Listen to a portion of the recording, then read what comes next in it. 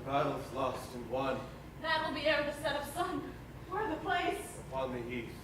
There to meet with Macbeth. I come, Grey Vulcan. Catacomb. Anon!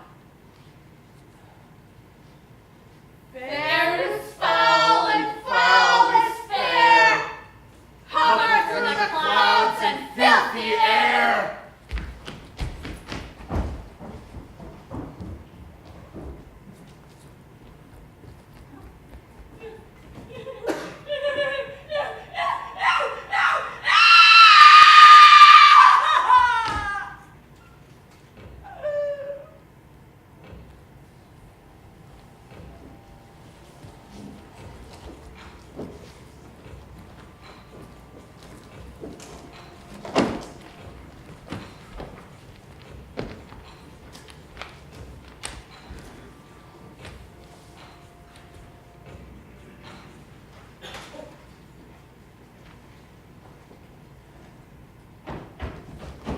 What bloody man is that? This is the sergeant who fought against my captivity.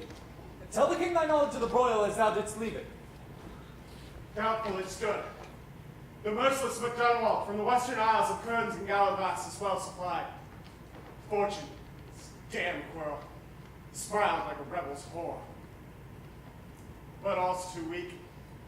For brave Macbeth, well he deserves that name, disdaining fortune, with brandished steel which smoked with bloody execution, carved his path, till he faced the slave, which ne'er shook hands, nor bade farewell to him, till he'd unseamed him from the nave to the chops, and fixed his head upon our battlements. Valiant cousin, worthy gentleman! Mark, King of Scotland, Mark, no sooner had justice with valor armed compelled these skipping kerns to trust their heels, than in away in lords surveying vantage, with new troops and furbished arms, began a fresh assault. Dismayed not this our captains, Macbeth and Banquo. Yes, as sparrows eagles, or the hare the lion. If I say sooth, I must report they were as cannons overcharged with double cracks, so they doubly redoubled their strokes upon the foes as if to bathe in reeking wounds or memorize another Golgotha, I cannot tell. But I am faint. My gashes cry for help. So will thy words become thee as thy wounds, they smack of honor both. On get insurgents! Who comes here? Noble Thane abroad. What a haste which through their eyes, so should they look that seem to speak things strange. God save the king! Whence camest thou, worthy thing? From Fife, great king, where the Norwegian banners flout the sky and fan our people cold. Norway himself with terrible numbers, assisted by that most disloyal traitor, the Thane of Cawdor, began a dismal conflict. Till that Bellona's bridegroom, brave Macbeth, confronted him with self-comparisons, point against point, rebellious, arm against arm, curbing his lavish spirit.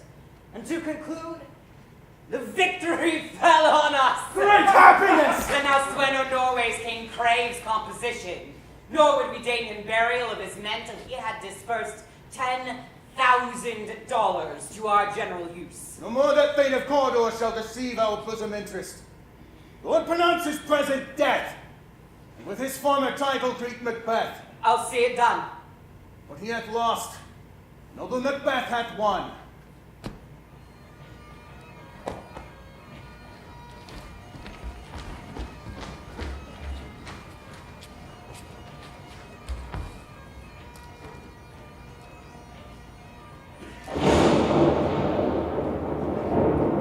Where hast thou been, sister? Killing swine, sister, where thou? A sailor's wife had chestnuts in her lap, and munched and munched and munched. Give me, quoth I, "Aroint thee, witch," the rump-fed Runyon cries. Her husband's to Aleppo gone, master of the tiger.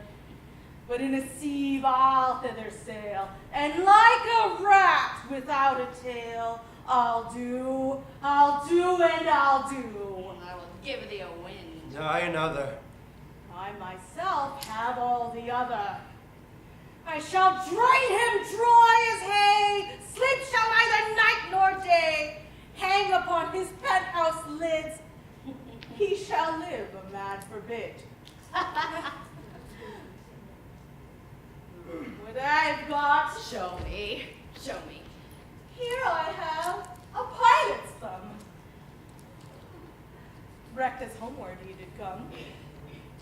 A drum. A drum. Macbeth doth come. The Weird sisters, hand in hand, posters of the sea and land, thus do go about, thrice to thine, and thrice to mine. And thrice again to make up 9. Peace. Your charm's wound up.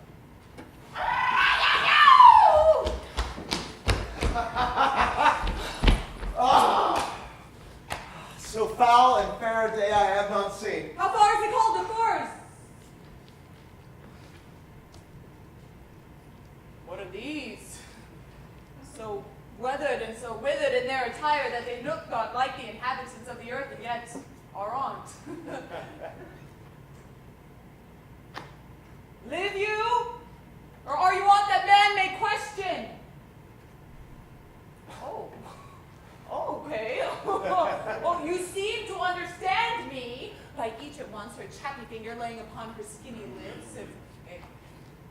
You should be women, and yet your beard forbid me to interpret that you are so. Speak if you can. What are you? All hail, Macbeth! Hail to thee, Thane of Glums! All hail, Macbeth. Hail to thee, Thane of Cawdor. All hail, Macbeth. Thou shalt be king hereafter.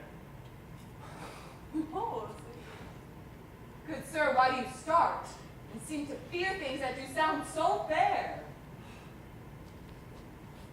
In the name of truth, are ye fantastical? Or that indeed which outwardly ye show? My noble partner, you greet with present grace and great prediction of noble having and of royal hope that he seems wrapped withal. To me, you speak not. Oh, if you can look into the seeds of time and say which grain will grow and which will not, speak then to me, who neither beg nor fear your favors nor your hate. Hail! Hail. Hail! Lesser than Macbeth, and greater. Not so happy, and yet much happier. Thou shalt get kings, though thou be not. So all hail Macbeth and Banquo. Banquo and Macbeth. All hail! Stay, imperfect speakers, and tell me more. By my father's death, I know him Thane of Glums, but how of Cawdor? The Thane of Cawdor lives to be king. It stands not within the prospect of belief, no more than to be Cawdor. Say from whence you owe this strange intelligence, or why upon this blasted heath you stop our way with such prophetic greeting. Yes. Speak, I charge you.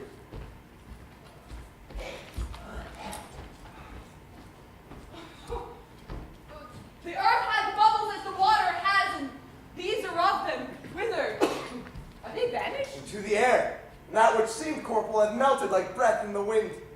Would they had stayed. Were such things here as we do speak about? Or have we eaten on the insane root that takes the reason prisoner? Your children shall be kings. You shall be king.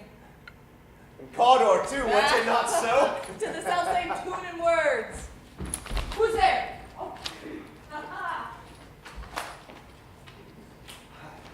The king hath happily received, Macbeth, news of thy success. As quick as tale came post on post, and every one did bear thy praises in his kingdom's great defense, and poured them down before him. We are sent to give thee from our royal master thanks.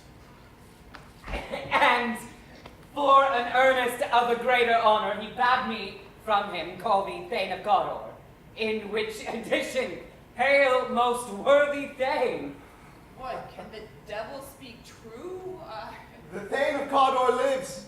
Why do you dress me in borrowed robes? Who was the Thane lives, but under heavy judgment bears that life which he deserves to lose. Whether he was combined with those of Norway or did lie in the rebel with hidden help advantage, I know not. But treason's capital confessed and proved have overthrown him. Longs and Thane of Cawdor. The greatest is behind. Thanks for your pains. Do you not hope your children shall be kings? When those that gave the Thane of Cawdor to me promised no less to them. That trusted home might yet enkindle you unto the crown, besides the Thane of Cawdor. Oh, but 'tis strange.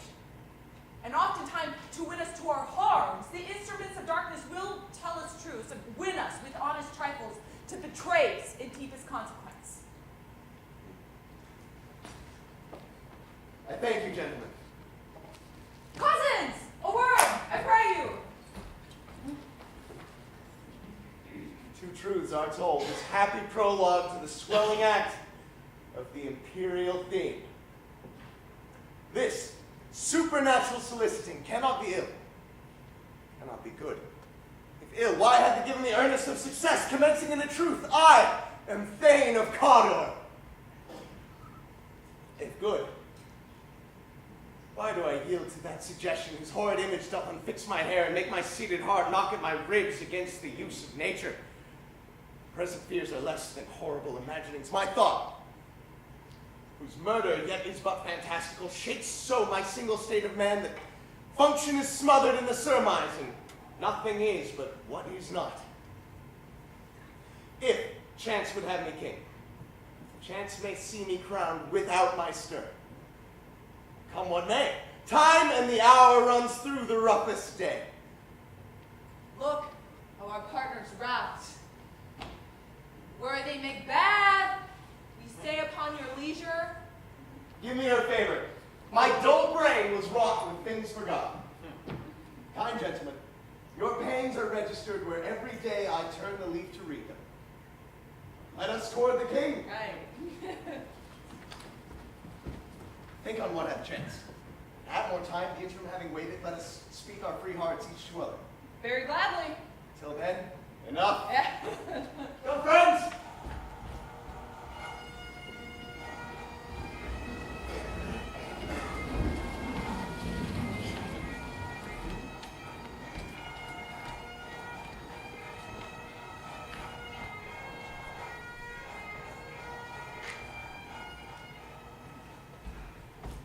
Macbeth!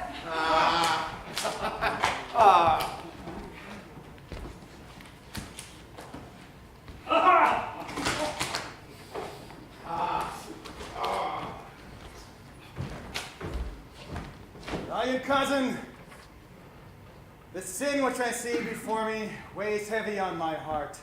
Thou art more that I can see which thou hast ever seen before. So then, I say unto you, the gratitude which I have seen is more than all can pay. The service and the loyalty that I owe in doing it pays itself. Your Highness's part is to receive our duties, and our duties are to your throne and state, children and servants who do but what they should by doing everything safe towards your love and honor. Welcome hither. I have begun to plant thee and will labor to make thee full of growing, noble Banquo, that hast no less deserved, nor must be known no less to have done so.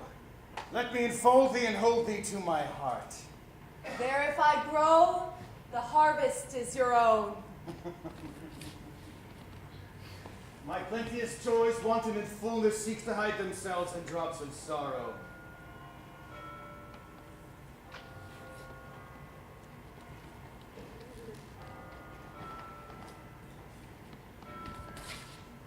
Is execution done on Cawdor? Father, I have spoke with one that watched him die. He confessed his treasons, implored your pardon, and put forth a deep repentance. But nothing in his life became him like believing it. He died as one who was studied in his death, to throw away the dearest thing he owed us for a careless trifle.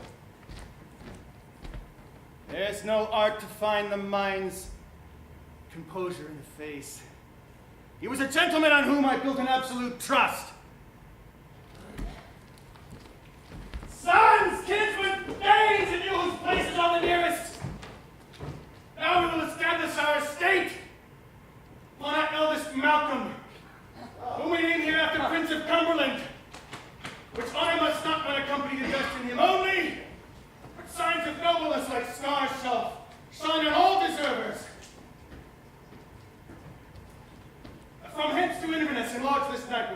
about Macbeth?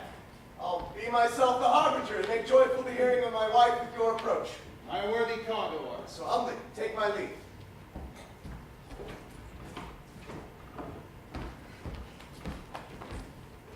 True, noble Banquo, he is full so valiant, and in his commendations I am fed. It is a banquet to me.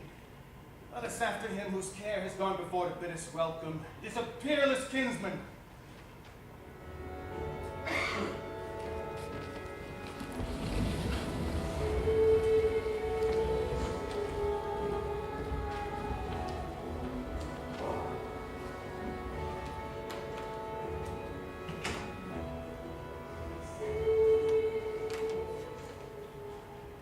They met me in the day of success, and I have learned by the perfectest report they have more in them than mortal knowledge. The Prince of Cumberland. Now that's a step on which I must fall down or else o'erleap. When I burned in desire to question them further, they made themselves heir, For in my way it lies. who all hailed me thane of Cawdor. Stars, hide your fires. Hail, king that shall be! Let not night see my black and deep desires. This have I thought good to deliver thee, my dearest partner of greatness, that thou mightst not lose the dues of rejoicing by being ignorant of what greatness is promised thee. Lay Lay it to thy heart, and farewell.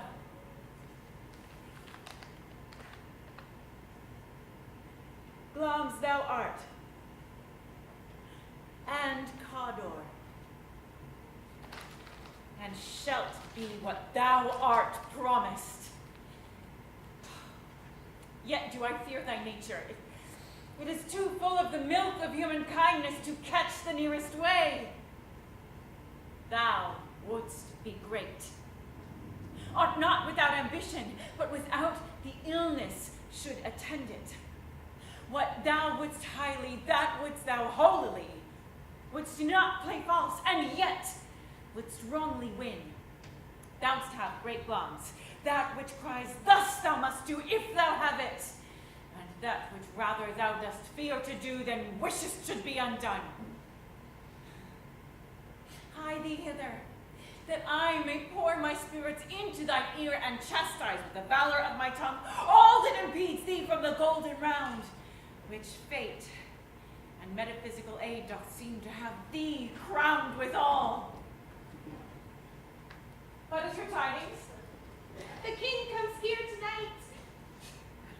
Thou art mad to say it. Is not my master with him? Who wert so would have informed for preparation. So please you, it is true. Our thane is coming. One of my fellows had the speed of him, and almost dead for breath, had scarcely more than to make up his message. Give him tempting. He brings great news.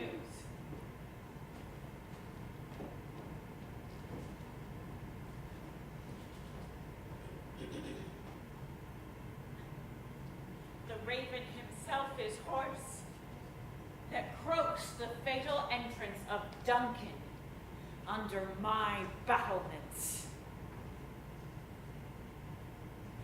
Come,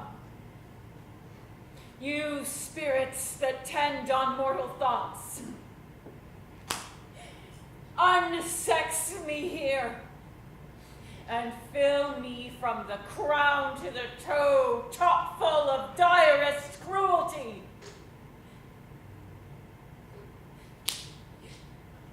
Make thick my blood.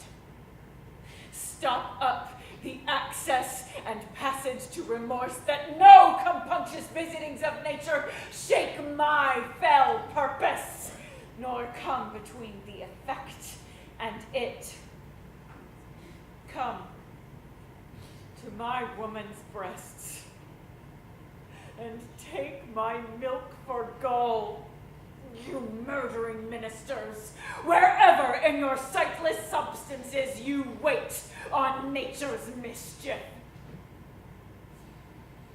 Come, thick night, and pall thee in the dunnest smoke of hell, that my keen knife see not the wound it makes, nor heaven peep through the darkness to cry, hold! Hold!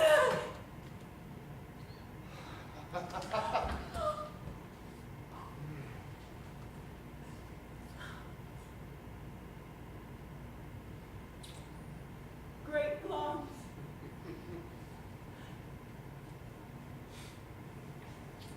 Worthy condor. Greater than both by the all-hail hereafter. Thy letters have transported me beyond this ignorant present, and I feel now the future in the instant.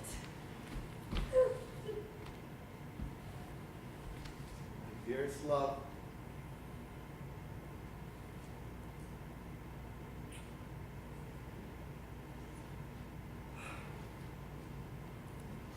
Duncan comes here tonight. And when goes hence? Tomorrow, as he purposes. Oh, never shall the sun that morrow see. Your face, my thane, is as a book where men may read strange matters. To beguile the time, look like the time. They're welcome in your eye, your hand, your tongue. Look like the innocent flower, but be the serpent under it. He that's coming must be provided for, and you shall put this night's great business into my dispatch, which shall for all our nights and days to come give solely sovereign sway and masterdom. We will speak further. Only look up clear. To alter favor ever is to fear. Leave all the rest to me.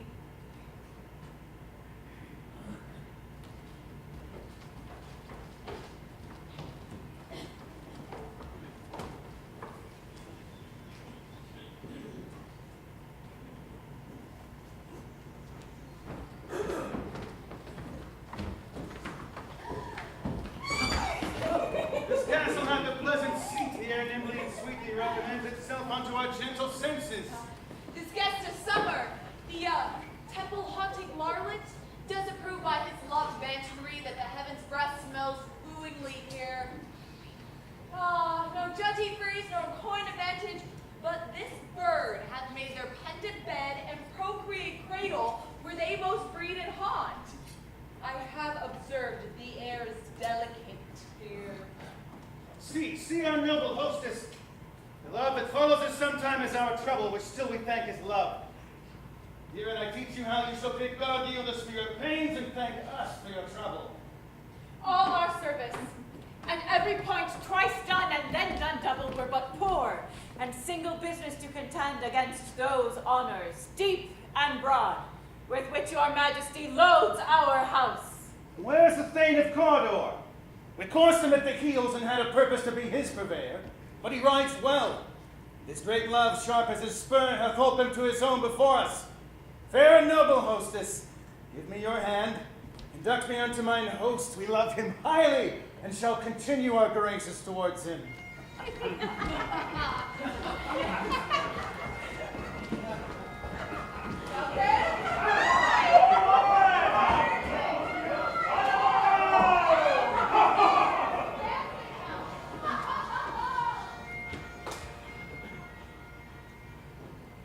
We're done when 'tis done, and 'twere well it were done quickly. Our assassination, trammel up the consequences, and catch with his surcease success. Have but this blow might be the be-all and the end-all of us here. But here, upon this banked shoal of time, we jump the life to come. But in these cases, we still have judgment here, that we but teach bloody instruction, which being taught return to plague the inventor. This even-handed justice commends the ingredients of our poisoned chalice to our own lips.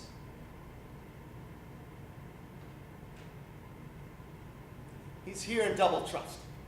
First, as I am his kinsman and his subject, strong both against the deed. Then, as his host, who should, against his murderer, shut the door, not bear the knife myself. Besides this, Duncan hath borne his faculties so clear, hath been so meek in his great office. His virtues would plead like angels, trumpet-tongued against the deep damnation of his taking off, and pity, like like the naked newborn babe striding the blast, or heaven's cherubim, horsed upon the sightless couriers of the air, shall blow the horrid deed in every eye, the tears shall drown the wind. I have no spur to prick the side of my intent. Only vaulting ambition, which o'erleaps itself and falls on the other. How now? What news? He has almost supped. Why have you left the chamber? Hath he asked for me? Know you not he has. We will proceed no further in this business. He hath honored me of late, and I have bought golden opinions from all sorts of people, which will be worn now in their newest gloss, not cast aside so soon. Was the hope drunk wherein you dressed yourself? Hath it slept since, and wakes it now to look so green and pale at what it did so freely? From this time such I account thy love. Art thou afeard to be the same in thine own acts and valor as thou art in desire? Wouldst thou have that which thou esteemst the ornament of life, and live a coward in thine own esteem, letting I dare not wait upon I would? Prithee, peace! I dare do all that may become a man. Who dares do more is none. What beast was it then that made you break this enterprise to me? When you durst do it, then were you a man. And to be more than what you were, you would be so much more the man. Nor time nor place did then adhere, yet you would make both, and that their fitness now does unmake you. I have given suck, and know how tender 'tis to love the babe that milks me. I would, while it was smiling in my face, have plucked my nipple from the boneless gums and dashed out the brains, had I so sworn as you have done to this.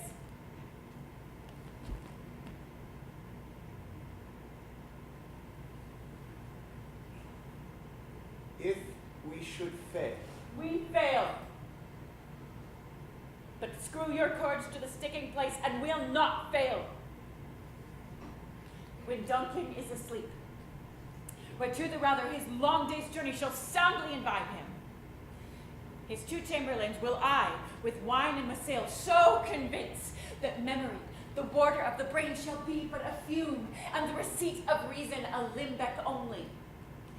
When in swinish sleep their drenched natures lie as in a death, what cannot you and I perform upon the unguarded Duncan? What not put upon his spongy officers, who shall bear the guilt of our great quell? Bring forth men, children only. Thy undaunted metal should compose nothing but males. Will it not be received when we have marked with blood the sleepy two of his very chambers and use their daggers that they have done it? How can they receive it other, as we shall make our griefs and clamor roar upon his death? I'm settled, and bend up each corporal agent to this terrible task. Away, mock the time of fairest show. False face must hide what the false heart doth know.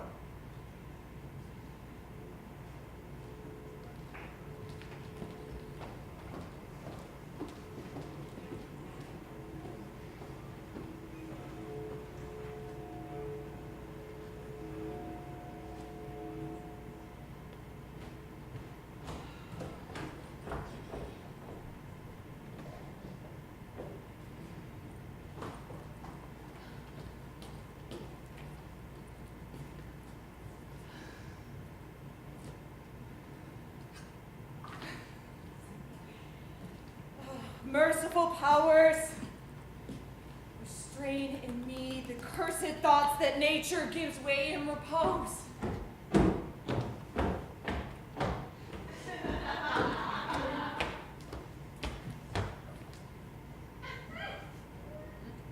How goes the night? The moon is down, and I have not heard the clock. And she goes down at 12. I take it 'tis later. Oh.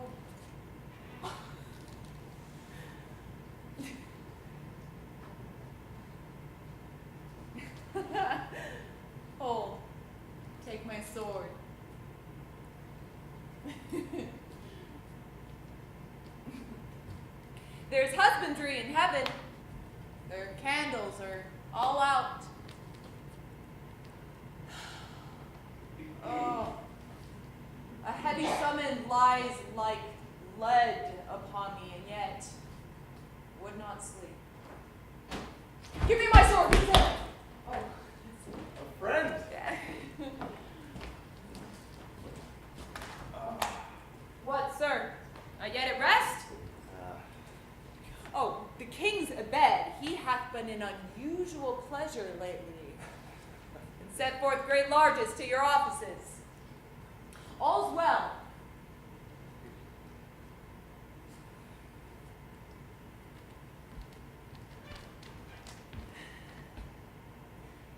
I dreamt last night of the three weird sisters. To you, they have shown some truth. I think not of them. Yet, when we could entreat an hour to serve, we would spend it in one word upon that business, if you would grant the time. At your kindest leisure. If you would cleave to my consent when 'tis, it shall make honor for you. So I lose none in seeking augmented, but still keep my boon franchise and allegiance clear. I shall be counseled. Good. Propose the while. Oh, thanks, sir. The like to you.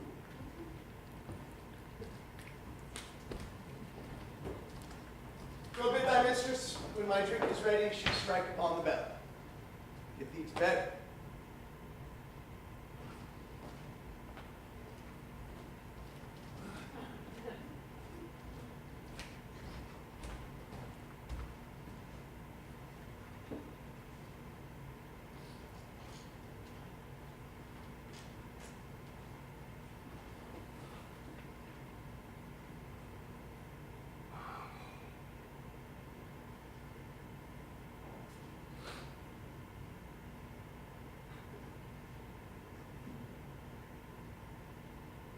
This is a dagger which I see before me. Hanging towards my hand. Come. Let me clutch thee.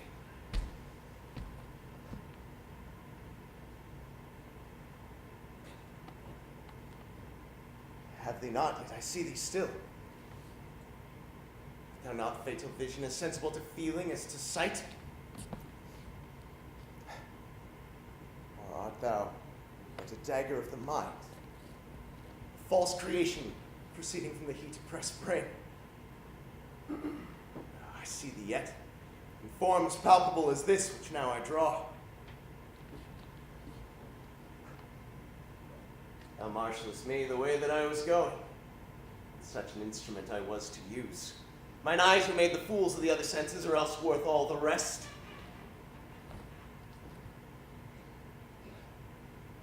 I see thee yet. And on thy blade in dudgeon gouts of blood which was not so before.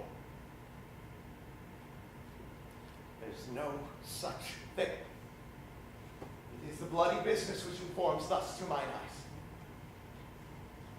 Now, o'er the one-half world nature seems dead. Wicked dreams abuse the curtained sleep, and witchcraft celebrates pale Hecate's offering, and withered murder, alarmed by his sentinel, the wolf whose howls his watch. Thus, with his stealthy pace, with Tarquin's ravishing strides towards his design, moves like a ghost. Thou sure and firm set earth, hear not my steps, which way they walk, for fear thy very stones prate of my whereabouts and take the present horror from the time which now suits with it. Whiles I threat he lives, words to heat of deeds too cold breath gives. I go, and it is done. The bell invites me. Hear it not, Duncan.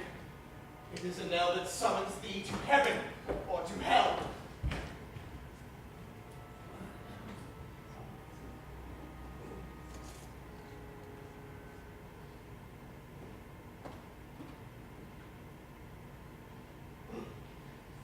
That which hath made them drunk hath made me bold.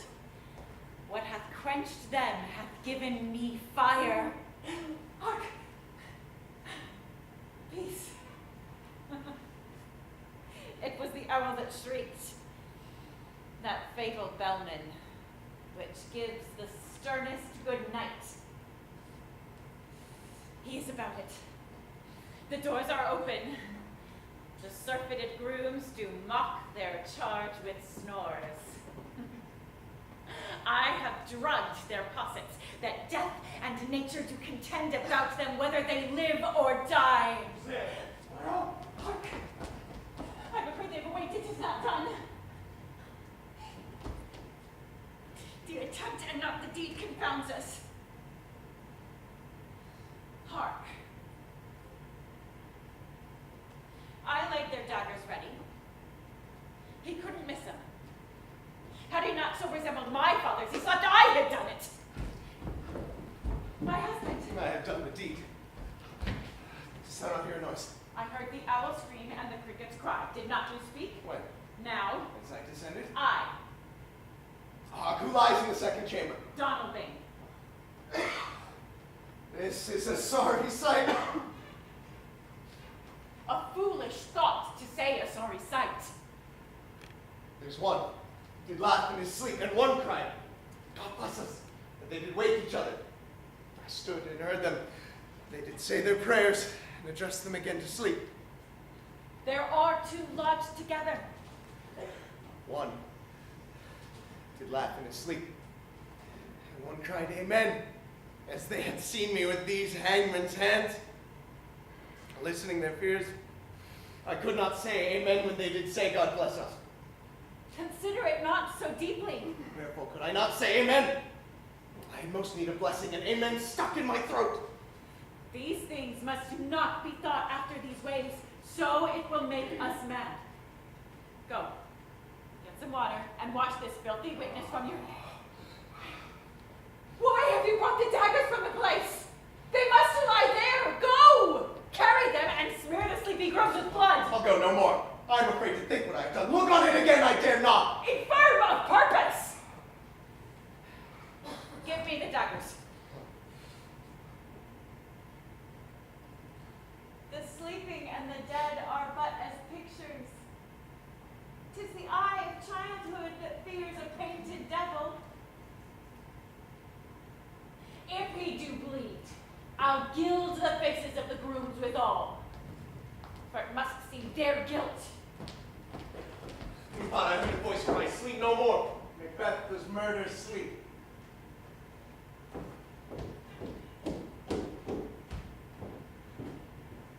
The innocent sleep.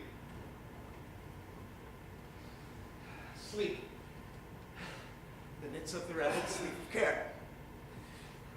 The death of each takes life. All to hurt minds. Sore labors back.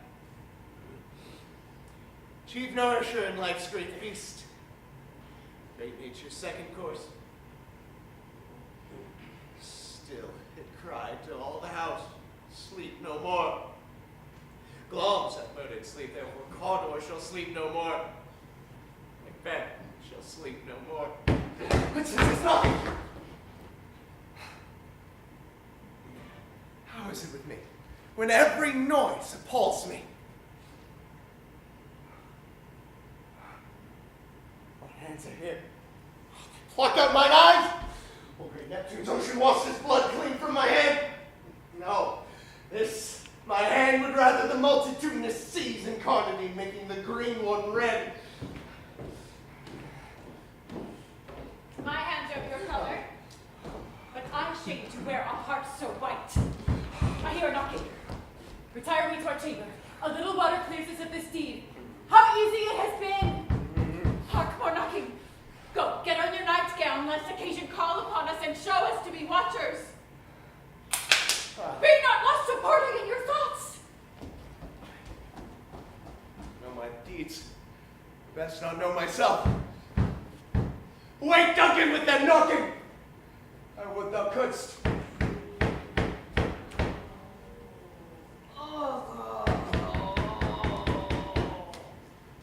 Here is a knocking indeed. The man were porter of Hellgate Eve grow old, turning the key. Knock, knock.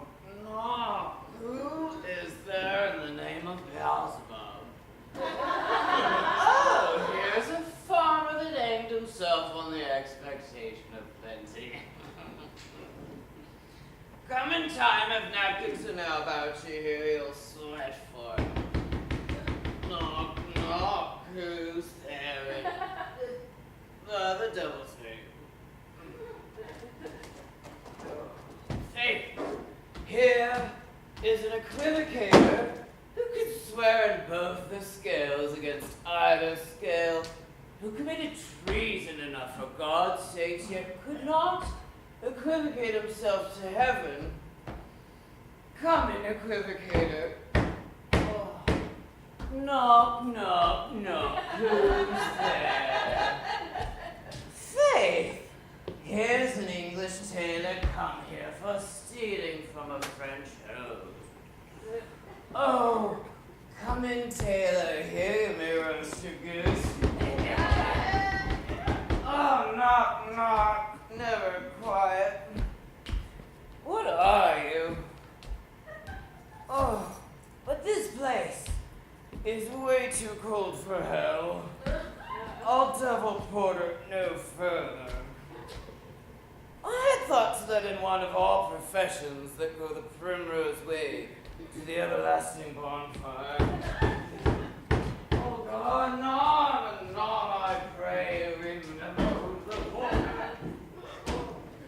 Was it so late, friend, ere you went to bed that you do lie so late? Faith, sir, we were carousing to the second cock, and drink, sir, is a great provoker of three things. What three things does drink especially provoke? Marry, sir, nose painting, sleep, and urine. Oh.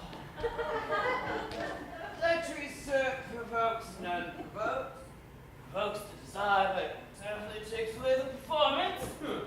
Therefore, much drink may be said to be an equivocator with lechery. It makes him, it mars him, it sets him on, and it takes him off. Makes him stand to and not stand to. In conclusion, equivocates men asleep, and giving him the lie leaves him. I believe drink gave thee the lie last night. Oh, that it did, sir, in the very throat on me. Is thy master stirring? Our knocking has awaked him. Here he comes. Good morrow, noble sir. Tomorrow both? Is the king stirring, would you think? Not yet. He did command me to call timely on him. I have almost slipped the hour.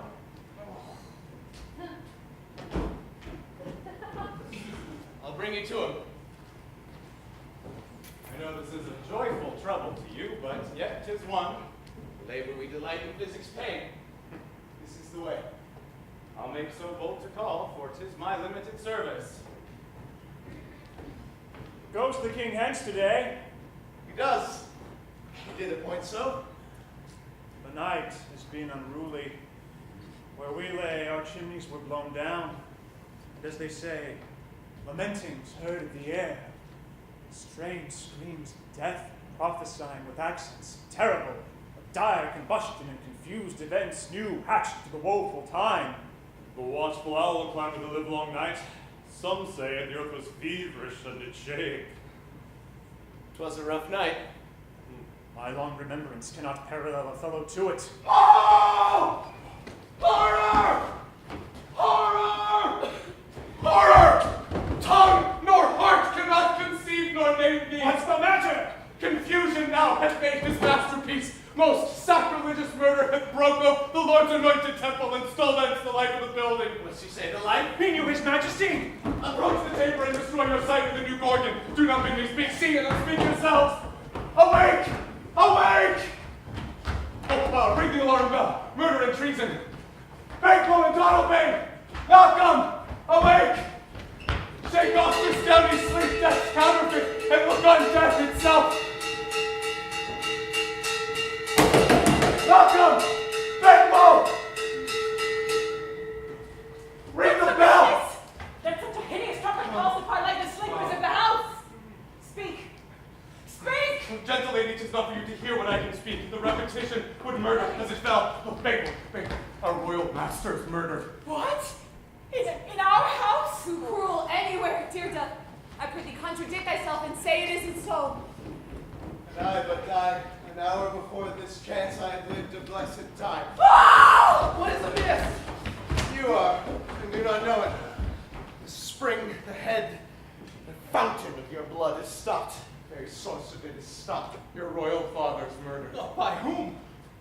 chambers it seemed had done.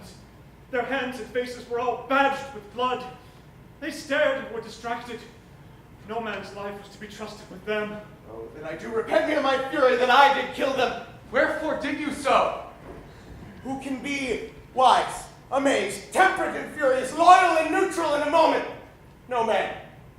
Here lay Duncan, his silver skin laced with his golden blood. His gash stabs looked like a breach in nature for ruin's wasteful entrance, and there, the murderers steeped in the colors of their trade, the daggers unmannerly breached with gore. Who could refrain that had a heart to love, and in his heart courage to make love known?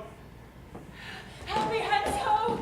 Look to the lady. Why do we hold our tongues who most may claim this argument for ours? What should be spoken here? Where our fate, hidden in our pool, may rush and seize us. Let's away. Our tears are not yet brewed. Nor our strong sorrow upon the foot of motions. Look to the lady!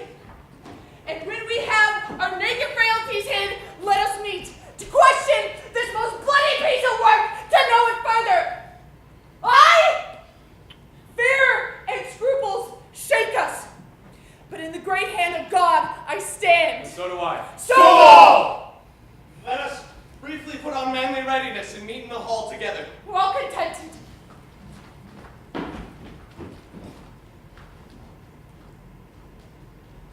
What will you do?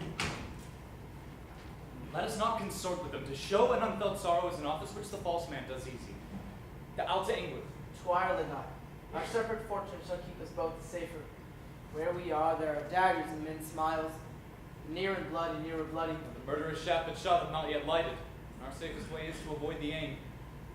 Let us not be dainty of our leave-taking, but shift away. There's warrants in that theft that steals itself, and there's no mercy left.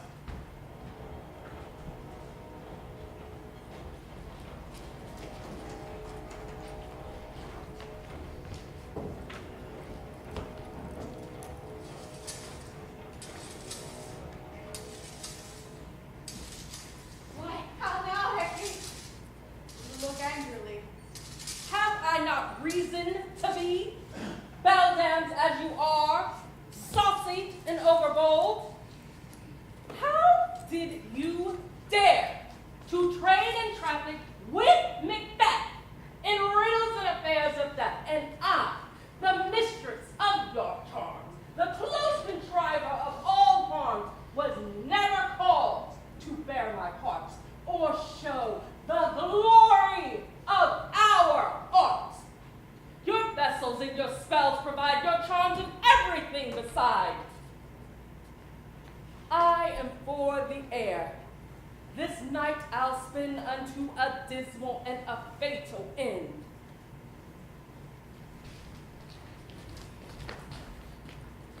Great business must be wrought ere soon. Upon the corner of the moon there hangs a vaporish drop profound, and I'll catch it ere it come to ground, and that distilled by magic's light shall raise such artificial sprites as by the strength of their illusion shall draw him on to his confusion. He shall spurn fate, scorn death, and bear his hopes, both wisdom, grace, and fear. And we all know security is mortal's chiefest enemy.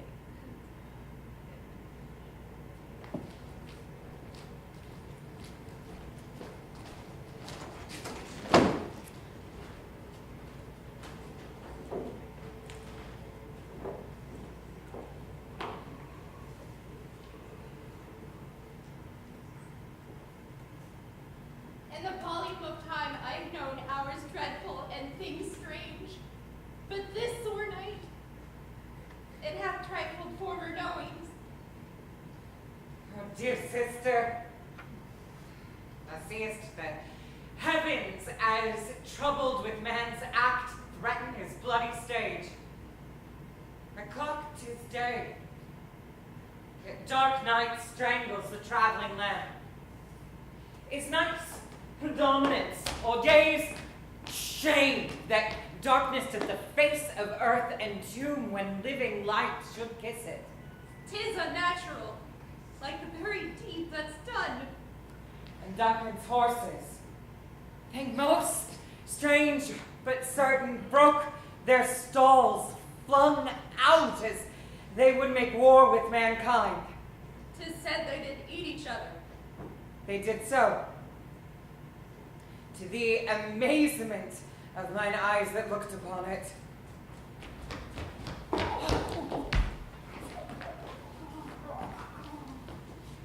Comes the good Macduff.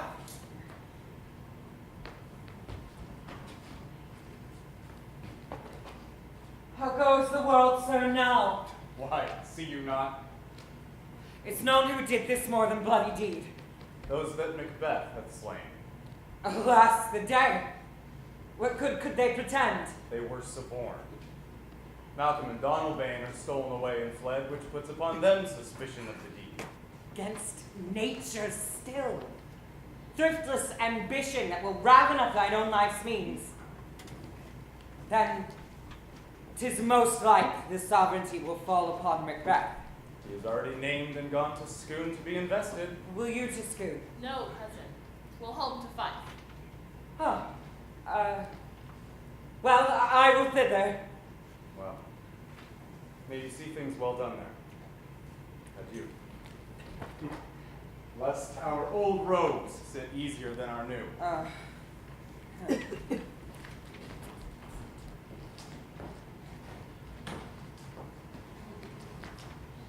Farewell, sister. God's benison go with you, and those that would make good of bad, and friends of foes.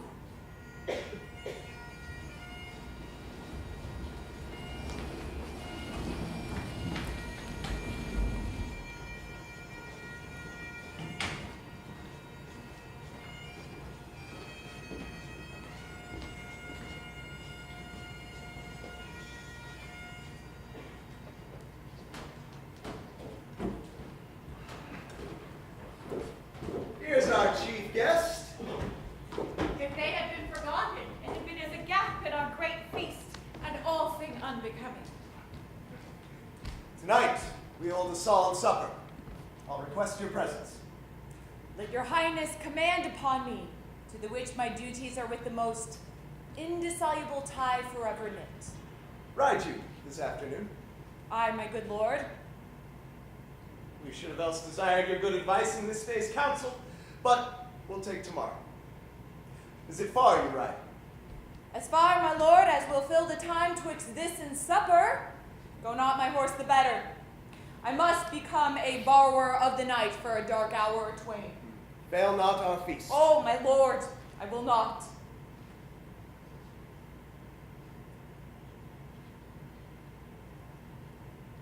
Thou has it now, King Cawdor Glamis, all as the weird women promised. And I fear thou playest most foully for't. Yet it was said it should not stand in thy prosperity, but that myself shall be the root and forbearer of many kings. If there come truth from them, as upon thee, Macbeth, their speeches shine, then why, by on the verities of thee made good, should they not be my oracles as well? And set me up in hope. To be thus is nothing, but to be safely thus. Our fears in Banquo stick deep. 'Tis much she dares. There's none but she whose being I do fear. She chid the weird sisters when first they put the name of king upon me, and bade them speak to her. Then prophet-like they hailed her forebear to a line of kings upon my head. They placed a fruitless crown, put a barren scepter in my grip, thence to be wrenched with an unlineal hand. If it be so, for Banquo's issue have I filled my mind. For them, the gracious Duncan have I murdered, only for them, and mine eternal jewel given to the common enemy of man, to make them kings. The seed of Banquo, kings. We hear our bloody cousins are bestowed in England and in Ireland, not confessing their cruel parricide, instead filling their hearers with strange invention. But of that tomorrow, when therewithal we shall have cause of state craving us jointly. Hie you to horse! Adieu, till you return at night. Goes Fleance with you. Aye, my good lord, and our time does call upon us. And I wish your horses swift and sure of foot. So I do commend you to their backs. Farewell. Sirrah, a word with you. Send those men our pleasure. They are, my lord, without the palace gate. For in number for us. Let everyone be the master of his time till 7 at night. To make society the sweeter welcome, we will keep ourselves till supper time alone. While then, God be with you.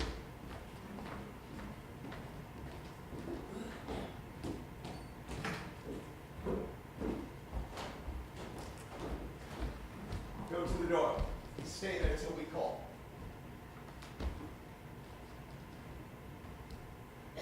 Was it not yesterday we spoke together? It was, so please your highness. Well then now, have you considered of my speeches? Know you that it was she, in times past, which held you so under fortune, which you thought had been our innocent self? You made it known to us. I did so. Do you find your patience so predominant in your nature that you can let this go? We are but men, my lord. Aye. In the catalogue ye go for men, as hounds, greyhounds, mongrels and spaniels, curs and demi-wolves are clept all by the name of dog, and so of men. Now then, if you have a station in the file not in the worst rank of manhood, say it. I will put that interest in your bosom whose execution takes your enemy off. I am one, my liege, whom the vile blows and buffets of the world have so incensed that I am reckless in what I do to spite the world. And I another. Both of you know that Banquo is your enemy? 'Tis true. So is she mine. And though I could with barefaced power sweep her from my sight and bid my will about it, yet I must not. For certain friends that are both hers and mine, whose loves I may not drop but wail her fall. And thence it is that I to your assistance do make love, masking the business from the common eye for sundry weighty reasons. We shall perform what you command of us, as though our Your lives... spirits shine through you. Within this hour at most, I will advise you where to plant yourself. Acquaint you with the perfect spy of the time, the moment on it, for it must be done tonight. And something from the palace, and with her, to leave no rubs nor botches in the work. Fleance, her son that keeps her company, whose absence is no less material to me than is his mother's, must embrace the fate of that dark hour. Resolve yourselves apart. We are resolved. I'll call upon you straight. Abide with thee.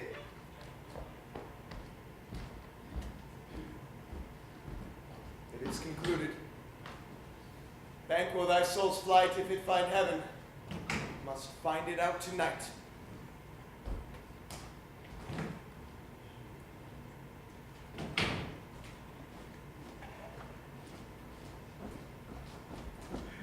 Is Banquo gone from court? Aye, madam, but returns again tonight. Say to the king that I would attend his leisure for a few words. Aye, madam, I will.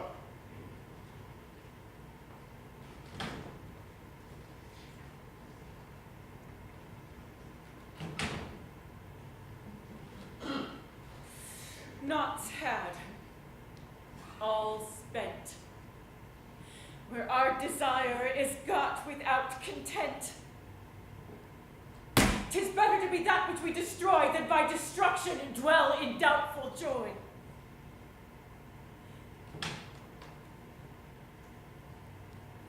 How now, my lord? Why do you keep alone uxorious fancies your companions making? Using those thoughts which should indeed have died with him they think on. Things without all remedy should be without regard.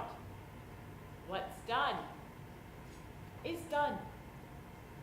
We have scotched the snake, not killed it. She'll close and be herself, whilst our poor Malice remains in danger of her former tooth.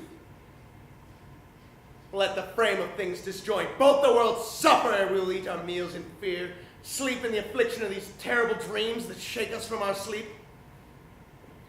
Better be with the dead, whom we, to gain our peace, have sent to peace, than on the torture of the mind to lie in restless ecstasy. Duncan is in his grave. After life's fitful fever, he sleeps well. Treason has done his worst, nor steel, nor poison, malice domestic, foreign levy, nothing can touch him further. Come on. Gentle, my lord. Sleek o'er your rugged looks. Be bright and jovial among your guests tonight. So shall I, love. And so I pray be you. We must lave our honors, make our faces visards to our hearts, disguising what they are. You must leave this. Full of scorpions is my mind, dear wife. Thou knowst that Banquo and Fleance lives. But in them, nature's copy's not eternal. There's comfort yet. They are assailable. Then be thou jocund, ere the bat hath flown his cloistered flight, ere to black Hecate's summons, there shall be done a deed of dreadful note. What's to be done? Be innocent of the knowledge, dearest Chuck, till thou applaud the deed. But who did bid thee join with us? Macbeth.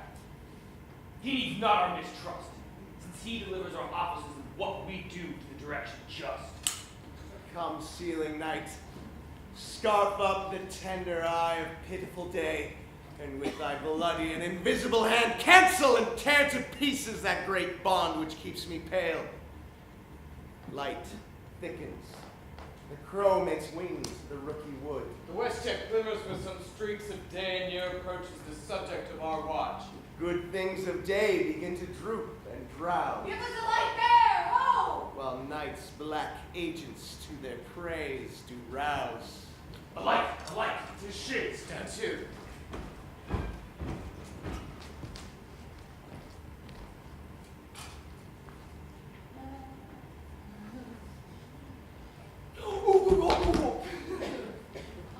It will be rain tonight.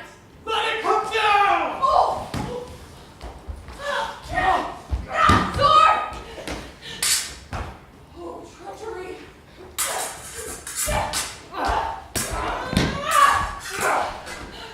Fly quickly! Fly!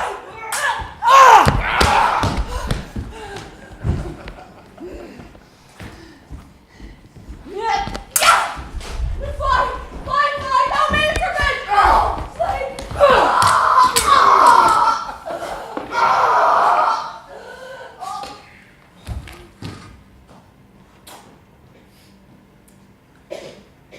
There's but one down. The sun has fled. We've lost. That's tough. Or fair. Let's away and say how much is done. Thou marvelest at my words, but keep thee still. Things bad begun make strong themselves by ill. So prithee, go with me.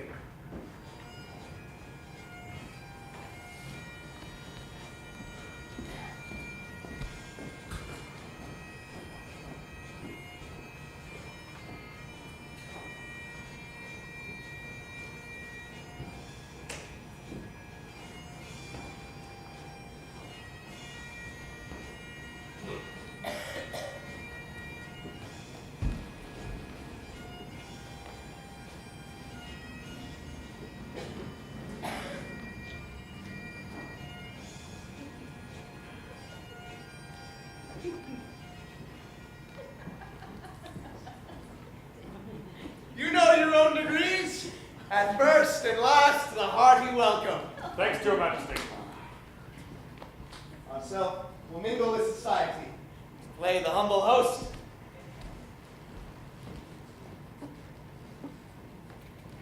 Our hostess keeps her state, but in best time we will require her welcome. Pronounce it for me, sir, to all our friends. For my heart speaks they are welcome. See, they encounter thee with their heart's thanks. Both sides are eager.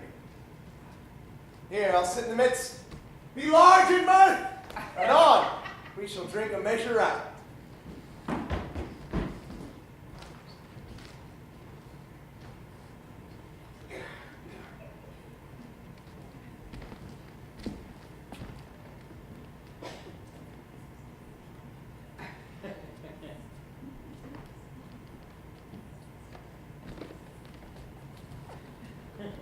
There's blood on thy face. 'Tis Banquo's then. Better thee without than she within.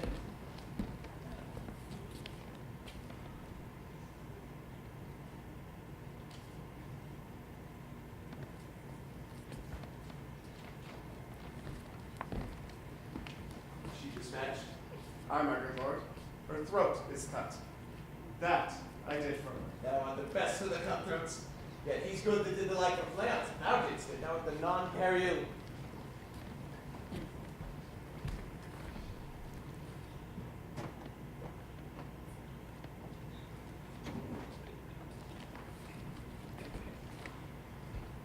Most royal sir, Cleon's escaped. Comes my fate again. I had else been perfect. Whole as marble, founded as the rock.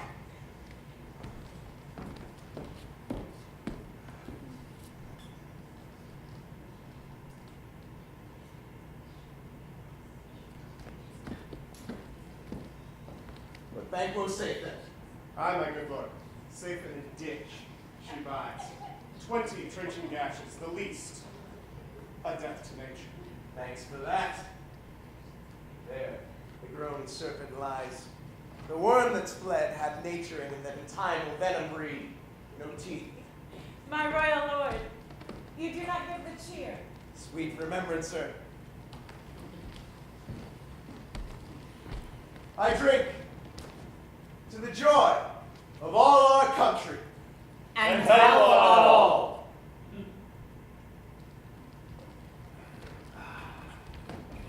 Here, had we now our country's honor roofed, were the graced person of our noble Banquo present, whom may we rather challenge for unkindness than pity for mischance. Her absence, sir, lays blame upon her promise. Please, your highness, to grace us with your royal company. There is your place reserved, sir. My good lord. What is it that moves your highness? Which of you have done this? What, my good lord? Thou canst not say I did it! Never shake thy gory locks in me! Gentles, please. His highness is not well. Stay worthy friends. My lord is often thus and hath been from his youth. I pray you keep still. The fit is momentary. Upon a thought he will again be well. If much you know him, you shall offend him and extend his passion. Drink, and regard him not. Are you a man? Aye, and a bold one that dares look on that which might appall the devil. This is the very painting of your fear. This is the air-drawn dagger which you said led you to Duncan. Shame itself. Why do you make such faces? When all's done, you look but on a stool. Behold! Look! Look, what say you? Why, what care I? If thou canst not speak to, the charnel houses and our graves must send those that we bury back. Our monument shall be the maws of kites. What? Quite unmanned in folly?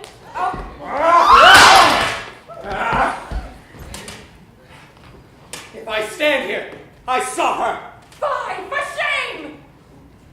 Time has been that when the brains were out, that one would die, and there it end.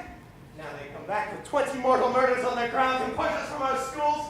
This is more strange than such a murder is. My worthy lord, your noble friends do lack you. Do forget. Do not muse at me, my most worthy friends. I have a strange infirmity which is nothing to those that know me. Come, love and health on all. Then I'll sit down. Give me some more. Feel full.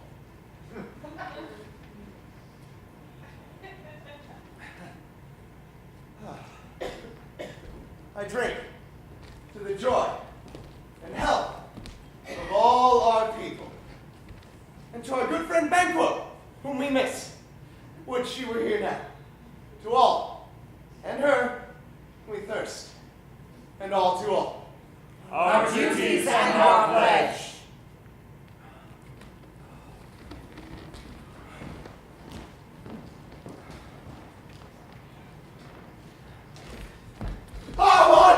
Could my sight let the earth hide thee?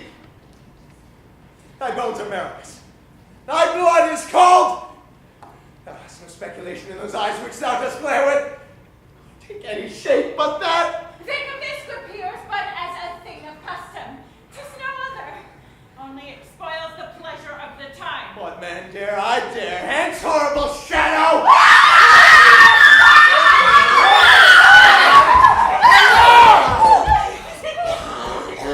Thus, being gone, I'm married again. Pray you be still. You have displaced the mirth. Can such things be, and overcome us like a summer's cloud without our special wonder? You make me strange, even to the disposition that I owe it. Now I think you can behold such sights, and keep the natural ruby of your cheeks when mine is blanched with fair. What sights, my lord? I pray you speak not. He grows worse and worse. Question enrages him. At once, good night. Stand not upon the road of your going, but go at once. Good night, and better health attend his majesty. A kind good night to all. It will have blood. They say blood will have blood. Stones have been known to move, trees to speak. Augurs and understood relations have by maggot pies and choughs and rooks brought forth the secretest man of blood. What is the night? Almost at odds with the morning. Which is which? How sayest thou that Macduff denies his person at our great bidding? Did you send to him, sir? I hear it by the way, but I will send. There's not one of them, but in his house I keep a servant feed. I will tomorrow to the weird sisters. More shall they speak, for now I am bent to know by the worst means. The worst. All causes shall give way. I, in blood, step so far that strange things I have in head and will to hand, and must be acted ere they be scanned. You lack the season of all natures. Sleep. Come. Will to sleep. My strange and self-abuse is the initiate fear that wants hard use. We are yet but young indeed.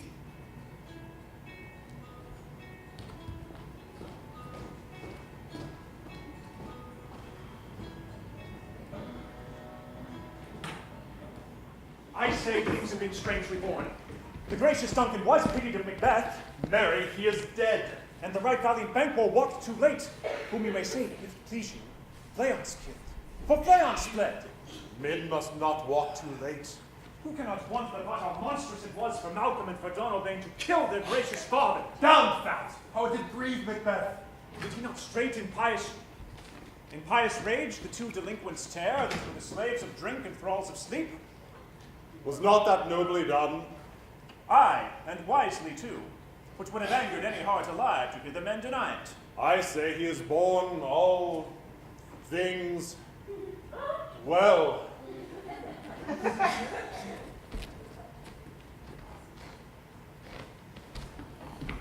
And I do think that had he Duncan's sons under his key, as it please heaven he shall not, they should know what 'twere to kill a father, so should Fleance. But peace! For from broad words, and because he failed his presence at the tyrant's feast, I hear Macduff lives in disgrace. Sir, can you tell where he bestows himself? Noble Malcolm, the son of Duncan, lives in the English court, and is received of the most pious Edward. Thither Macduff is gone to pray the holy king his aid, that with the help of him above, we may again give to our tables meat, sleep to our nights, all which we pine for now.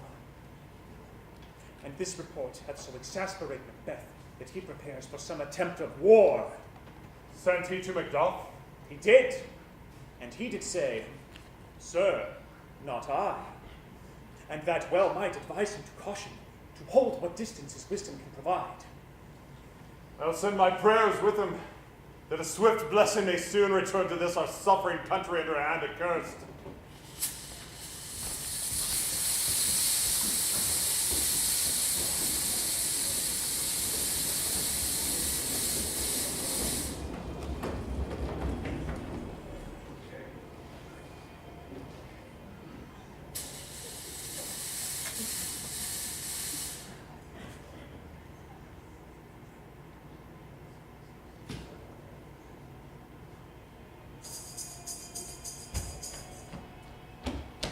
Thrice the brinded cat hath mewed. Thrice, and once the hedge pig whined. Harp your cries. This time, 'Tis time. Round about the cauldron go, in the poisoned entrails throw. Toad that under cold stone days and nights has 31 sweltered venom sleeping got. Boil thou first in the charm hot. double, double, toil and trouble, fire burning, cauldron bubble. Double, double, toil and trouble, fire burning, cauldron bubble. Fillet of a fenny snake, in the cauldron boil and bake. Eye of newt and toe of frog, wool of bat and tongue of dog. Adder's fork and blindworm sting, lizard's leg and owlet's wing. Double, double, toil and trouble, fire burning, cauldron bubble. Gale of dragon, tooth of wolf, witches murmuring mine gulf. Of the raven, salty shark, Root of hemlock, teaching dark. fingers of birth, strangled babe, ditch delivered by a trap.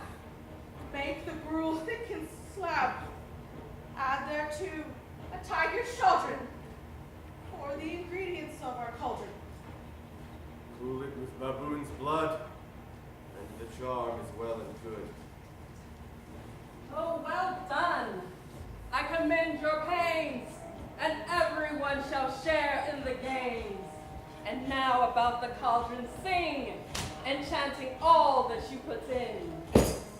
Double bubble, toil and trouble, fire burning, cauldron bubble. Double bubble, toil and trouble, fire burning, cauldron bubble. Double bubble, toil and trouble, fire burning, cauldron bubble. By the pricking of my thumbs, something wicked this way comes. Open locks, whoever knocks. Now, you secret black and midnight hags, what is you do? A deed without a name. I conjure you by that which you profess. However you comes to know it, answer me. Though you untie the wings and let them fight, the bladed corn be lodged and trees blown down, the castles topple on their warders' heads, even till destruction sicken. Answer me to what I ask you. Speak. Demand. Will answer. Say if thou'lt rather hear it from our mouths or from our masters. Call. Let me see him. Come high and low thyself, and thy office deftly show.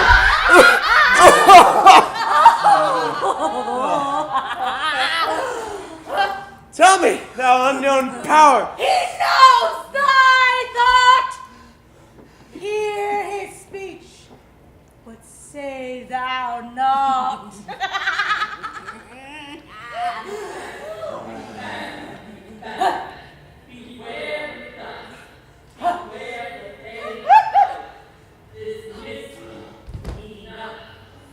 Whatever thou art, for thy good caution, thanks. But one word You more. will not be commanded. Here's another more pull on the first. Had I 3 ears, I'd hear thee. Resolute. The power of man, or none of woman born, shall harm me. Then let me doth. What need I fear of thee? And yet, I'll make assurance double sure and take a bond of fate. Thou shalt not live, that I may tell pale-hearted fear it lies and sleep in spite of thunder. What is this? It rises like the issue of a king. Listen. But speak not to it. Be minded, proud, and take no care. Who shakes, who frets, or where conspirers are. Macbeth son of a vanquished king, and so a great foreign wood to hide on Snake Hill shall come against him. That can never be! Who can impress the forest? Bid the tree unfix his earthbound root. Sweet boneman's good! Rebellion's head rise, never to wood of Burnham rise. And our high place Macbeth shall live the lease of nature, pay his time to breath and mortal custom. Yet, my heart throbs to know one thing more. Tell me if your art can tell so much. Shall Banquo's issue ever reign in this kingdom? Seek to know no more! I will be satisfied. Seek to know no more! Deny me this, and an eternal curse fall upon you. Show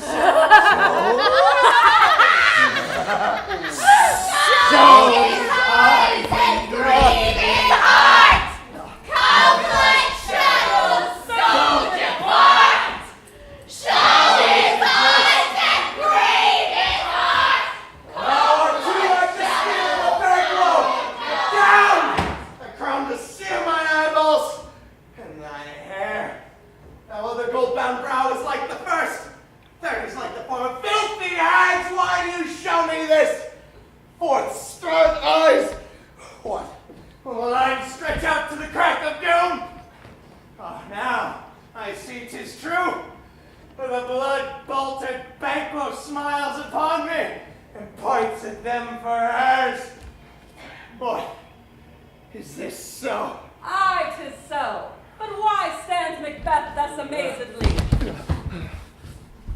Now this great king may kindly say, our duties did his welcome pay.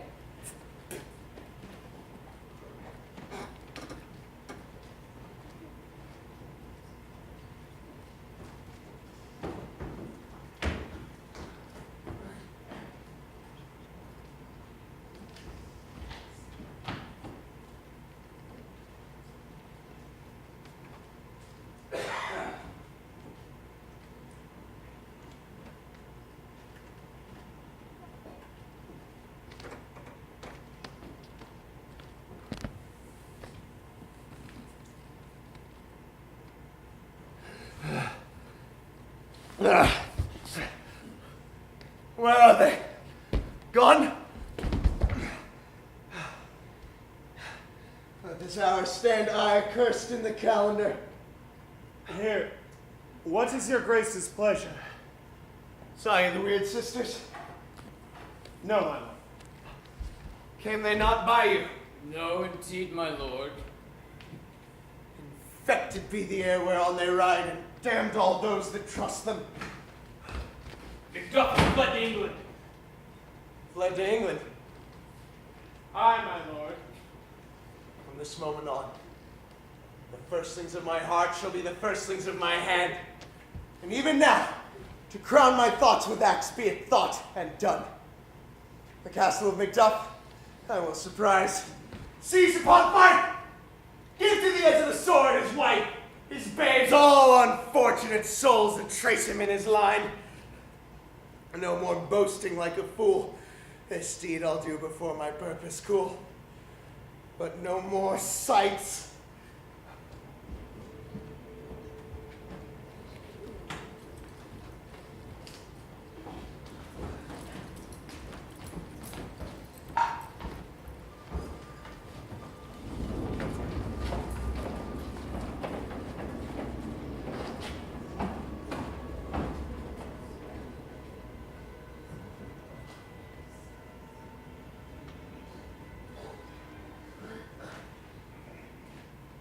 What had he done to make him fly the land? You must have patience, madam. He had none. His flight was madness. When our actions do not, our fears do make us traitors. You know not whether it was his wisdom or his fear. Wisdom! To leave his wife, his babes, his mansion, and his titles in a place from whence himself does fly? He loves us not. He wants the natural touch. For the poor wren, the most diminutive of birds, will fight her young ones in her nest against the owl. All is the fear, and nothing is the love. As little is the wisdom, where the flight so runs against all reason. My dearest cuss, I pray you school yourself. Before your husband, he is noble, wise, judicious, and best knows the fits of the season. Dare not speak much further. But cruel are the times when we are traitors and do not know ourselves, when we hold rumor from what we fear, yet know not what we fear, afloat upon a wild and violent sea each way and move. I'll take my leave of you. Shall not be long, but I'll be here again. Things at their worst will cease, or else climb upward to what they were before.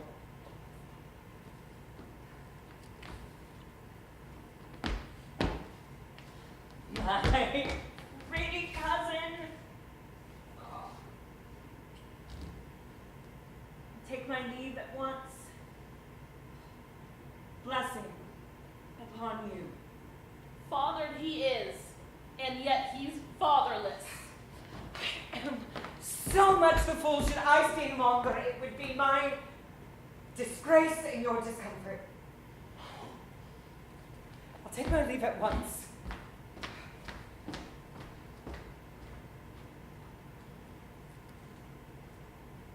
Sirrah, your father is dead. And what will you do now? How will you live? As birds do, Mother. My father's not dead for all you're saying. Yes, he is dead. How wilt thou do for a father? Nay, how will you do for a husband? Why, you can buy me 20 at any market. Was my father a traitor, Mother? Aye, that he was. What is a traitor? Why, one that swears and lies. And be all traitors that do so? Everyone that does so is a traitor and must be hanged. And who must hang them? Why, the honest men. Then the liars and swearers are fools, for there are liars and swearers enough to beat the honest men and hang all them. God help thee, poor monkey.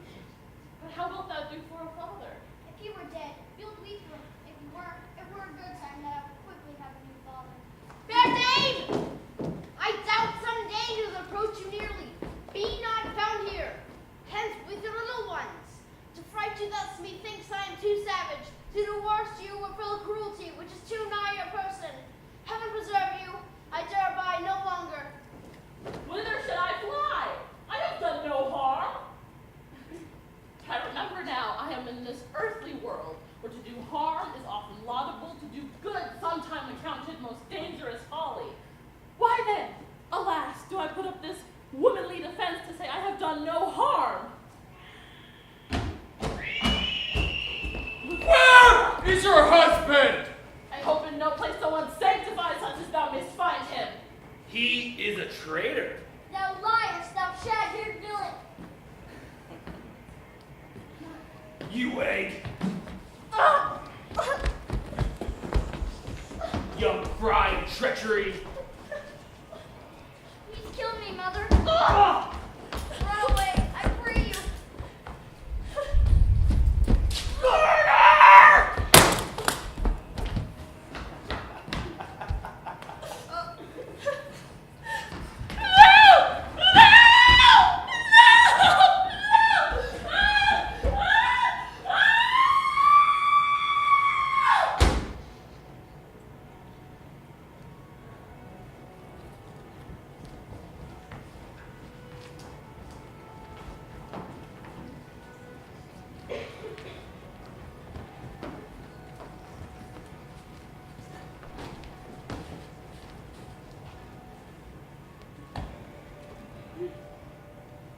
Malcolm, each new morn, new widows howl, new orphans cry.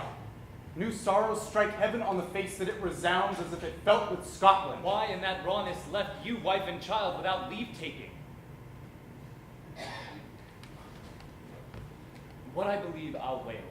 At this tyrant, whose sole name blisters our tongues, was once thought honest. You have loved him well, and he hath not touched you yet.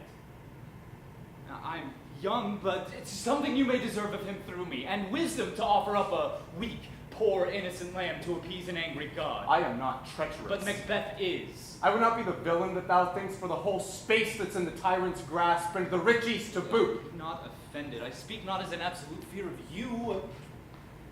I think our country sinks beneath the yoke. It weeps, it bleeds. Each new day a fresh gash is added to her wounds, and here, from gracious England have I offer of goodly thousands. But for all this, when I shall tread upon the tyrant's head, my poor country shall suffer from more vices than it had before by him that shall succeed. What should he be? It is myself I mean, in whom I know the particulars of vice so grafted that when they shall be opened, black Macbeth shall seem pure as snow. No, not in the legions of horrid hell can come a devil more damned than evils to top Macbeth. I grant him bloody, avaricious, deceitful, malicious, smacking of every sin that has a name, but there's no bottom, none, in my voluptuousness. Your wives and daughters, your matrons and your maids could not fill up the cistern of my lust. Boundless intemperance in nature is a tyranny. It hath been the fall of many kings. But fear not yet to take upon you what is yours. You may convey your pleasures in a spacious plenty. We have willing dames enough. There cannot be that vulture in you to devour so many as will to greatness dedicate themselves, finding it so inclined. With this, there grows in my most ill-composed nature such a staunchless avarice that, were I king, my more having would be as a sauce, to make me hunger more, that I should forge quarrels unjust among the good and loyal, destroying them for wealth.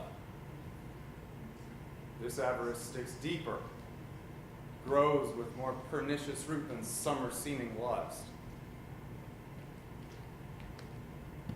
Yet do not fear. Scotland hath foisons to fill up your will of your mere own. All these are portable with other graces weighed. But I have none. The king becoming graces such as justice, temperance, perseverance, mercy, patience, courage, fortitude. I have no relish in them. Nay, had I power, I would pour the sweet milk of concord into hell, uproar the universal peace, disrupt all unity on earth. Oh, Scotland. Scotland! Will such a one be fit to govern? Speak, I am as I have spoken. Fit to govern? No, not to live. God! Nation miserable! With an untitled tyrant, bloody scepter, when shalt thou see thy wholesome days again? Since that the truest issue of thy throne by his own interdiction stands accursed and does blaspheme his breed.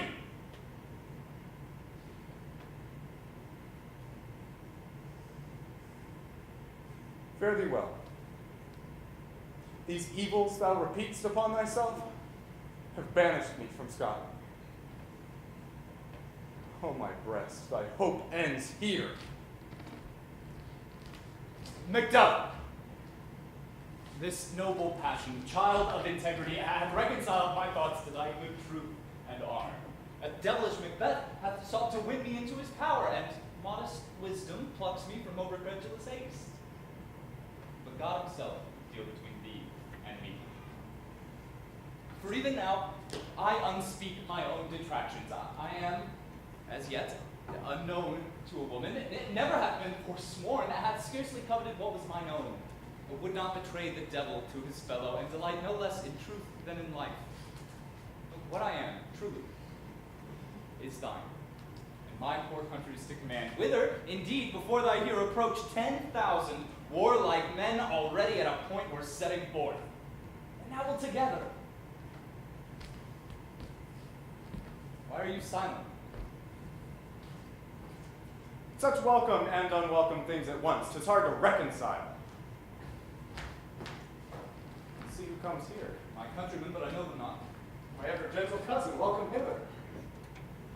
I know them now. The times remove the means that make us strangers. Stand Scotland where it did. Alas, poor country, almost afraid to know itself, cannot be called our mother but our grave. where violent sorrow seems, and modern ecstasy, and good men's lives expire before the flowers in their caps dying, or ere they sicken. Relation too nice and yet too true. What's the newest grief? That of an hour's age to hiss the speaker each minute teems a new one. How does my wife? Why, well. And all my children? Well, too. The tyrant has not battered at their peace? No.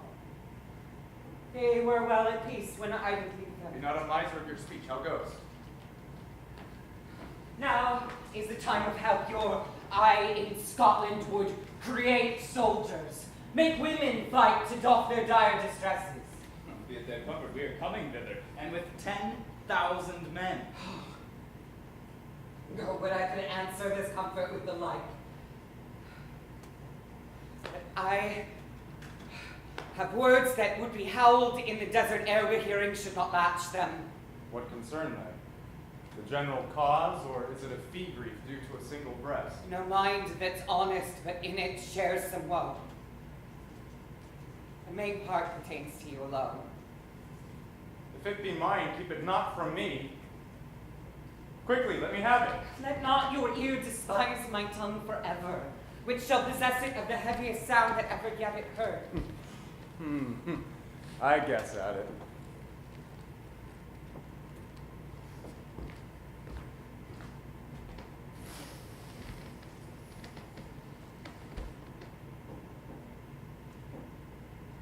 Your castle is surprised. Your wife and babes savagely slaughtered. Merciful heaven.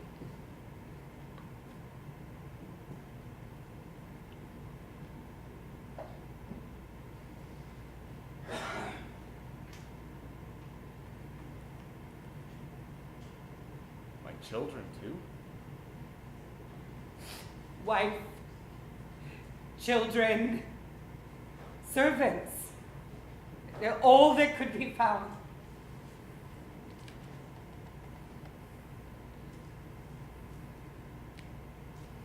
And I must be from thence.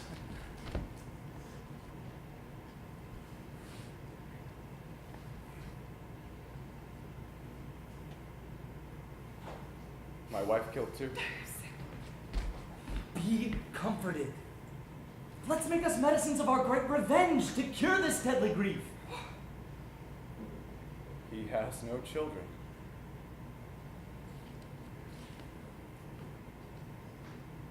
All my pretty ones, did you say all?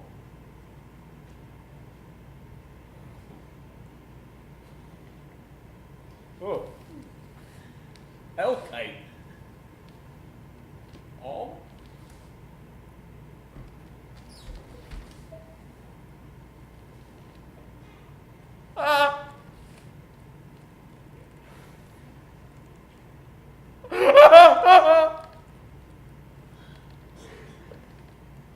What? All my pretty chickens had their dam at one fell swoop. Dispute it like a man. I shall do so. But I must also feel it as a man.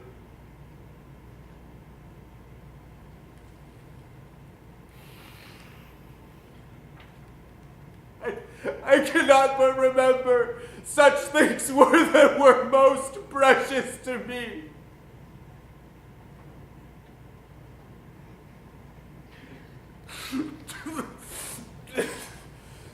What? Did heaven look on and would not take their part? Sinful Macduff, they were all struck for thee!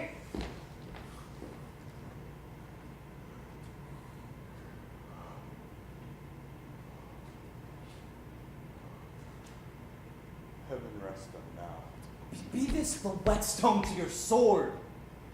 Convert grief to anger, blunt not the heart, enrage it. I could play the woman with mine eyes and braggart with my tongue, but gentle heavens, cut short all intermission. Front to front bring thou this fiend of Scotland and myself, within my sword's length set it. If he escape heaven, forgive him too. This tune goes manly. Come, our power is ready. Our lack is nothing but our leave. Macbeth stands ripe for the shaking. Receive what cheer you may. The night is long that never finds the day.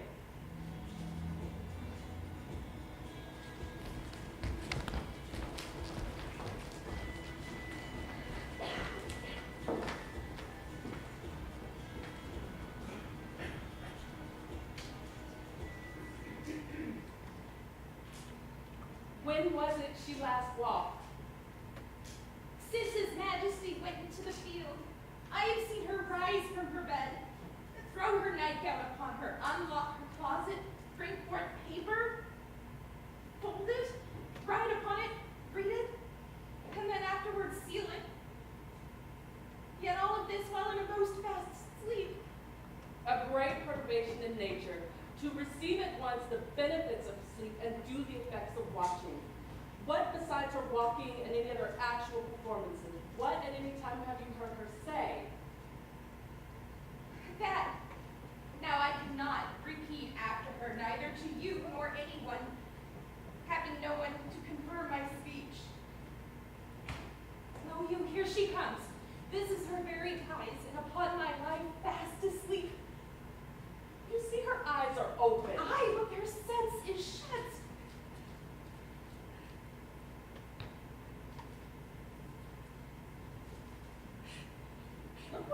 What is it she does there? Look how she rubs her hands.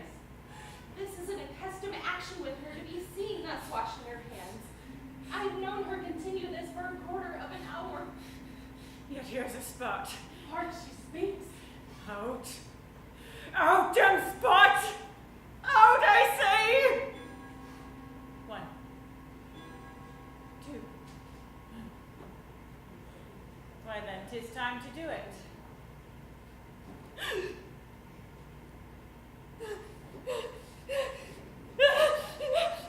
Hell is murky! Fie, my lord, fie! What? A soldier and a beard? What need we to fear? Who knows it when none can call our power to account?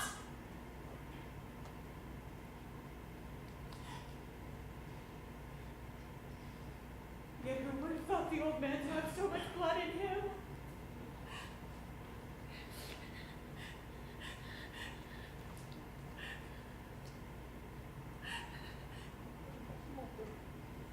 Let's think, did you mark that? The Thane of Fife. He had a wife. Where is she now?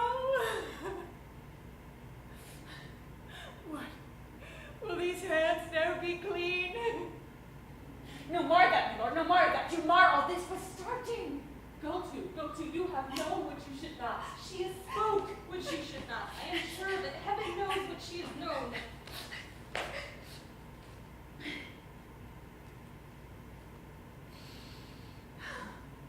Yet here's the smell of blood still.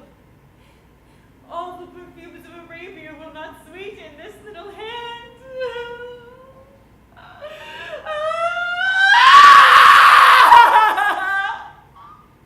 The heart is sorely charged. I would not have such a heart in my bosom for the dignity of the whole body. Well. Pray God it be will. This disease is beyond my practice.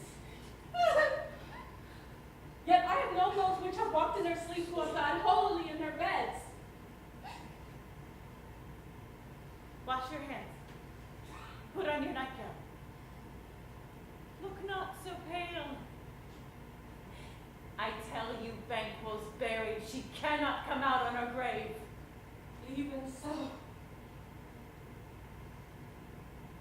To bed. To bed. There's a knocking at the gate.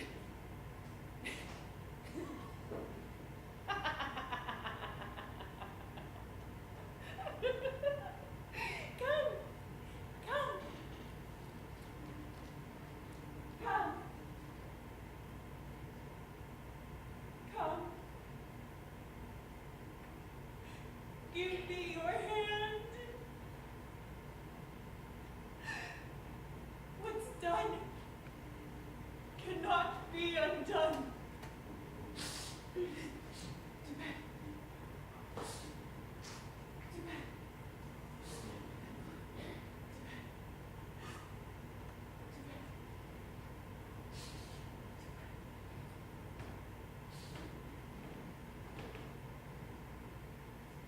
Will she now go to bed?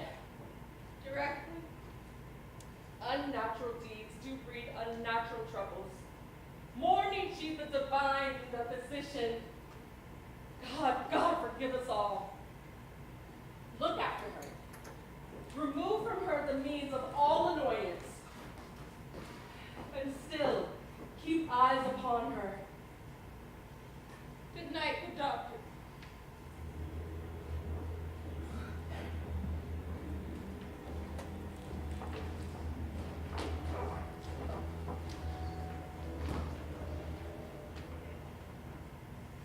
The English power is near, led on by Malcolm and the good Macduff. Revenge is burning them for their dear causes. Near Burnham Wood shall we all meet them, that way are they coming. Who knows if Donald may be with his brother? For certain, sir, he is not. I have a file of all the gentry, and many and rough youth that even now protest the first of manhood. What does the tyrant? Great Dunsinane, he strongly fortifies. Some say he's mad. Others that lesser hate him do call it valiant fury. But for certain he cannot buckle his distempered cause within the belt of rule. Now does he feel his secret murder sticking on his hands. Now minutely revolts upbraid his faith breach. Those he commands move only in command, nothing in love. Now does he feel his title hang loose about him, like a giant's robe upon a dwarvish thief. Who then shall blame his pestered senses to recoil and start, when all that is within him does condemn itself for being there? Well, march we on, to give obedience where 'tis truly owed. We make our march towards Burnham.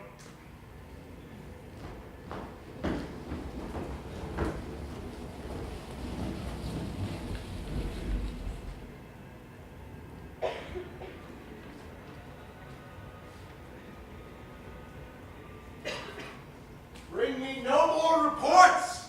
Let them fly all! Till Burnham Wood removed to Dunsinane, I cannot taint with fear. What's the boy Malcolm? Was he not born of woman? The spirits that are all mortal consequence have pronounced me thus. Fear not, Macbeth! No man that's born of woman shall e'er have power upon thee. Then fly, false thanes! Mingle with the English epicures! There's 10,000. Geese, villain? Soldiers, sir. What soldiers, Patch? What soldiers, Whiteface? The English force so please you.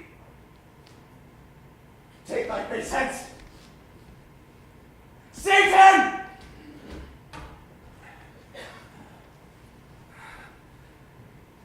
I am sick at heart. I've lived long enough. My way of life has fallen into the sere and the yellow leaf. And that which should accompany old age is love, honor, obedience, troops of friends. I must not look to have. And in their stead, curses, not loud but deep, mouth on it, breath which the poor heart would fain deny and dare not. Seaton! Here. What news more? All is confirmed, my lord, which was reported. No fight till from my bones my flesh be hacked. Give me my sword. 'Tis not needed yet. I'll put it on. Stir the country round. Hang those that talk of fear. Give me my sword.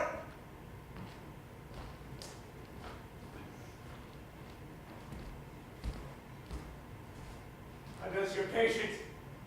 Not so sick, my lord, as she is troubled with thick-coming fancies that keep her from her rest. Cure her of that. Canst thou not minister to a mind disease, pluck from the memory of the written sorrow, and with some sweet oblivious antidote cleanse the stuffed bosom of that perilous stuff which weighs upon the heart? Therein the patient must minister to himself. Throw physic to the dogs, I'll none of it! Satan! Doc, the thanes fly from me. Come, sir, dispatch. If thou couldst, doctor, what purgative drug would scour these English heads? Hearest thou of them? Aye, my good lord.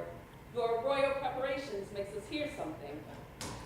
I will not be afraid of death and bane till Burnham Forest come to Dunsinane.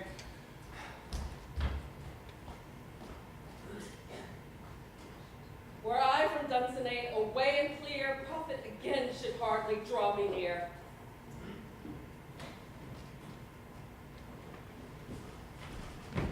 We learn that no other but the confident tyrant keeps still at Dunsinane, and will endure our setting down before it. 'Tis his main hope. What is this before us? The wood of Burnham. Let every soldier hew him down a bough and bear it before him. Thus shall we shadow the numbers of our host, and make discovery ere and report of us. It shall be done. The time approaches when due decision will make us know what we shall say we have, and what we owe. Advance the war!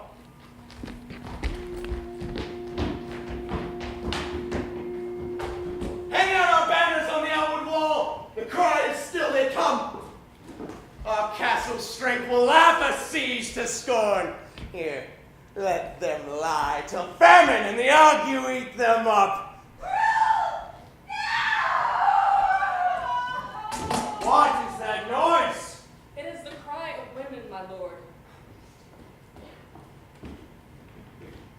I had almost forgot the taste of fears.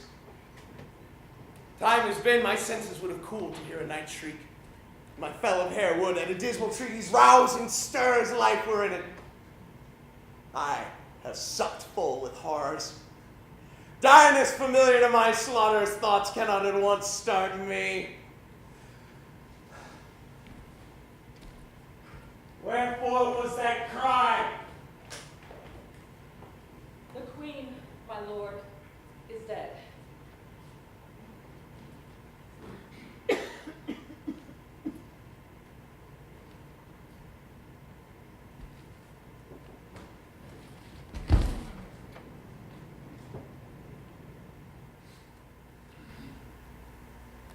She should have died hereafter. There would have been a time for such a word. Tomorrow. And tomorrow. And tomorrow creeps on in this petty pace, from day to day to the last syllable of recorded time. And all our yesterdays have lighted fools away to dusty death. Out, brief candle. Life's but a walking shadow, a poor player that struts and frets his hour upon the stage, and then is heard no more. It is a tale told by an idiot, full of sound and fury, signifying nothing.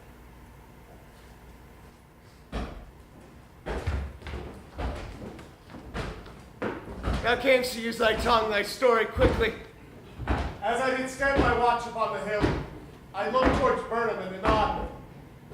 Methinks I saw the wood begin to move. Liar! And slave! Let me endure your wrath, be not so. Here you may see it in this 3 mile, I say, a moving road. If thou speakst false, upon the next tree shalt thou hang alive to famine claim thee.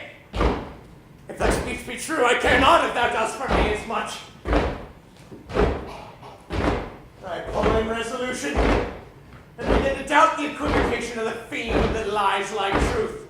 Fear not, till Burnham would you come to Dunsinane, and thou would you come to Dunsinane. And out! If this which he avouches doesn't hear, there is no flying hence nor tarrying here.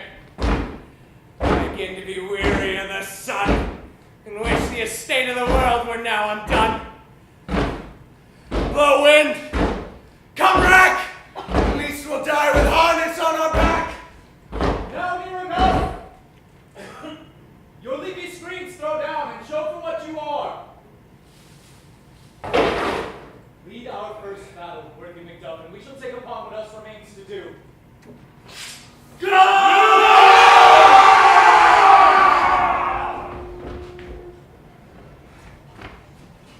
They have tied me to a stake, I cannot fly. But bear like I must fight the course. Was he not born of woman?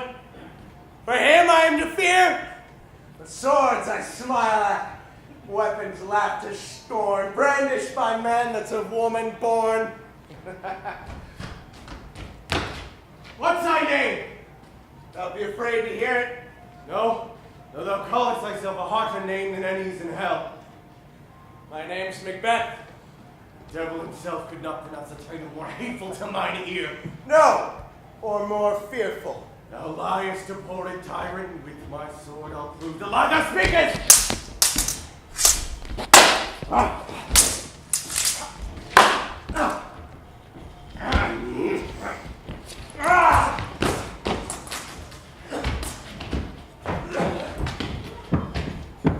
Tyrant! Show thy face! If thou be slain and with no stroke of mine, my wife and children's ghosts will haunt me still. I cannot strike at wretched kerns whose arms are hired to bear their staves. Either thou, Macbeth, or else my sword with an unbattered edge I sheathe again undeeded. Let me find you, Putin, and more I beg not.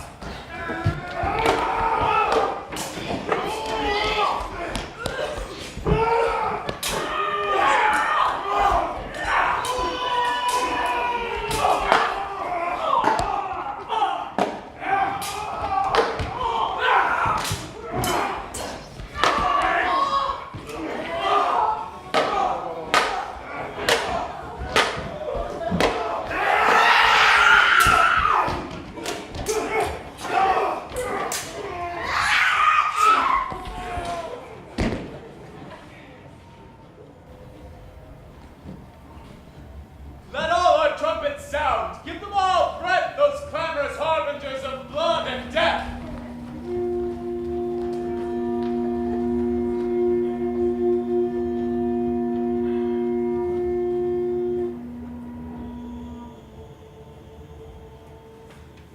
Why should I play the Roman fool and die on mine own sword? Whilst Icy lives, the gashes do better on them. Turn, hellhound, turn. Of all men else, I have avoided thee. Get thee back, my soul's too much charged with blood of thine already. I have no words. My voice is in my sword.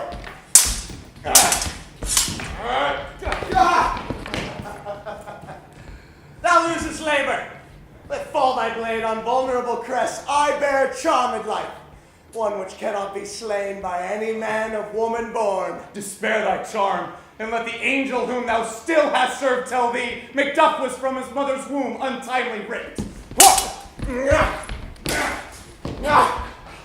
Cursed be that tongue that tells me so, that hath count my better part of man. And be these juggling fiends no more believed, that palter with us in the devil's sense. Bring the word of promise to our ear and keep it to our hopes. I'll not fight thee. Then yield thee, coward, and live to be the show and gaze of the time. We'll have thee as our rarer monsters are painted on a pole and underwrit, here may you see the tyrant. I will not yield to kiss the ground before young Malcolm's feet, though Burnham would become to Dunsinane, and now oppose being of no woman born. Yet I will fight the last. Lay on, Macduff! Damn be him that first cries, hold enough!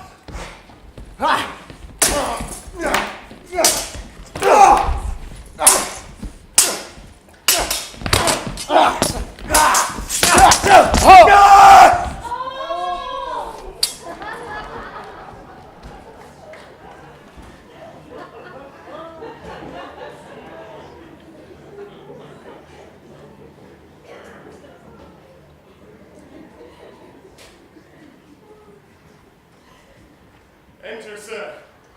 The castle. Macduff is missing. God be with him. We shall not spend a large expensive time before we have reckoned with your several loves, and made us even with you. Friends and kinsmen, I would that those we lack were safe arrived. Some must go off. I would not wish to them a fairer death. But by these I see, so great a day as this is cheaply bought. Here comes your comfort. Hail, King, for so thou art. There lies the usurper's curse of hell. The time is free. I see thee compassed with those whose voices I desire aloud with mine. Hail, King of Scotland. Hail, King of Scotland. Hail, King of Scotland!